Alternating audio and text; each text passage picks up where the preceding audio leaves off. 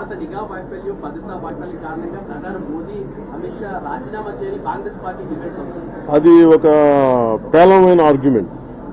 అలా అయితే ఇలాంటి సంఘటనలు ఎన్ని జరిగినప్పుడు అసలు కాంగ్రెస్ అనేది అసలు పార్టీని తీసేయాలని అడగాలి అలాంటివి. అందుకని అది ఒక irrelevant argument. I think we should not give any.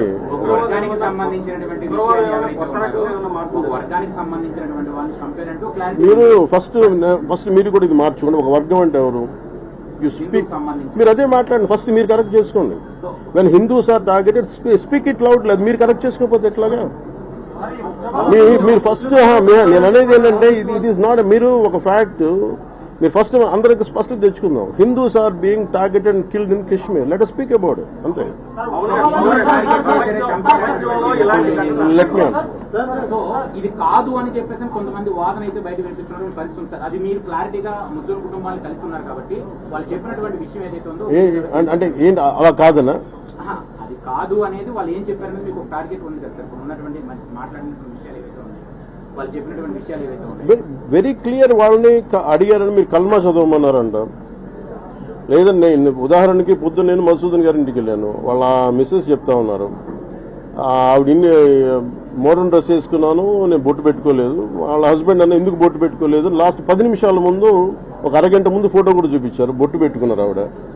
అంటుంది అన్న సార్ ఇప్పుడు నేను బొట్టు పెట్టుకున్నాను, నేను ఎక్కడని నేను కాదని చెప్పను. వాళ్ళు అడిగేది నువ్వు ముస్లిమా కాదా?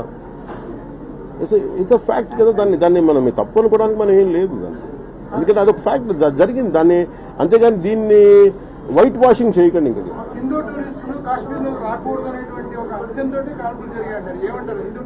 అది